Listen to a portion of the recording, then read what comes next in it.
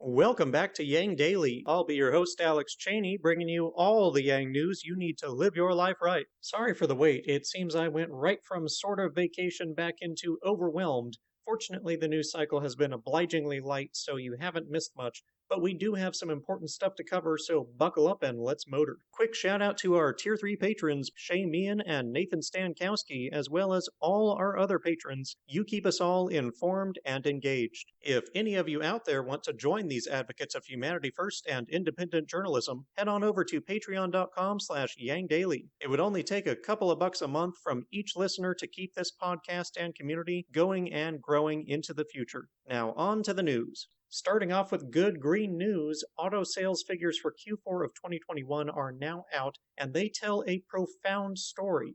Even with demand for vehicles through the roof, every major automaker reported Q4 sales 20 to 50% lower than last year, and sales for all of 2021 were similarly down, showing how much trouble they are having with production if not demand. GM and Chevy were among the worst, with Q4 sales down a whopping 43 and 45%. But hey, Biden says GM has led the EV revolution, and their CEO says they're the current leader, so at least their EV sales must be good, right? They're fantastic. GM delivered a whopping 26 EVs in Q4.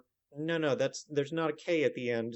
Not 26,000, just 26 cars. Why is that great? Well, because the Bolt EVs they sell have a rather disturbing proclivity for randomly catching fire. Ergo, the less they sell, the better. It's what makes them the leader, protecting consumers by not selling their own dangerous product. What? You're not impressed? You think that it's bad that they can't sell EVs? Well, then I have more bad news for you, because 2021 was actually the best year for the Bolt sales, and they still topped out at only 24,000. Incidentally, Toyota outsold GM in the US for the first time in 90 years. So it's not going well for Legacy Auto. Oh, but did I forget to mention the good news? There was an exception among the auto manufacturers, which is Tesla, which, contrary to sales declines of 20 to 50%, actually grew their annual sales by an incredible 88%, crushing even their own historically high production growth of around 50% per year. They delivered well over 300,000 EVs in Q4 and nearly a million in all of 2021. It only takes a few years of 50% growth for them to become the world leader in vehicle sales from there. And they are well set up to continue that pace this year, as they have two new factories that are going to be coming online, essentially doubling their production capacity. If only Legacy Auto could match that pace in EVs, we could really get the party started. Great job, Elon Musk and the Tesla team.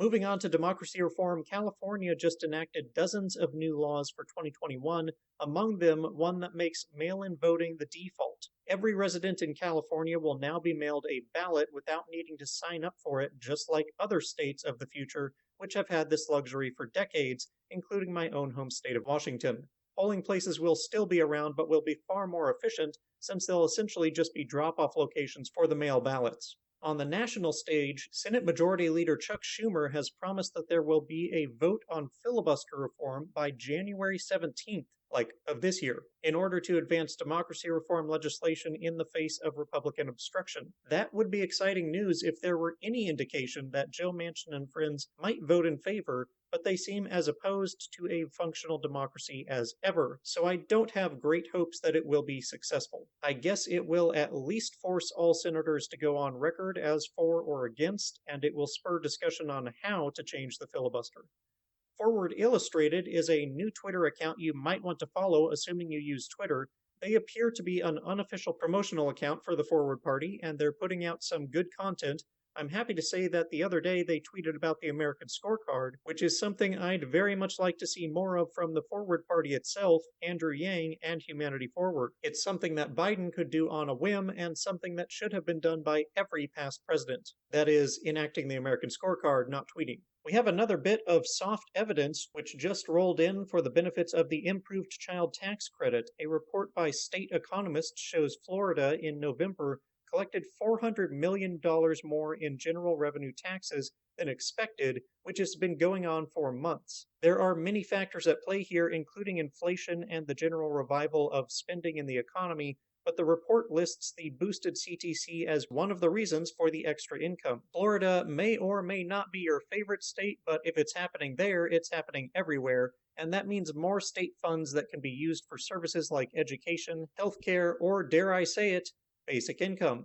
Or it could be siphoned off and wasted depending on your state government and how closely they're being held to account, but let's aim for the former. And finally, good news for anyone who wants to help organize support for Forward's mission but doesn't know how or wants to know more. Blair Walsingham is hosting a virtual how-to instruction session on exactly that tomorrow, January 6th at 6 p.m. You can register to join through the volunteer portal on Forward's website, link in the description. And that'll do it for today's Yang Daily. Bookmark and share the auto sales thread, mail-in voting, the filibuster vote, the CTC tax boost, and the Forward Organizer meeting. Flood Congress with calls, tweets, faxes, and letters using the easy volunteer contacts below. If you need help, consult the Income Movement Aid Database, the Mission Asset Fund, or United Way, and don't forget to Yang Daily.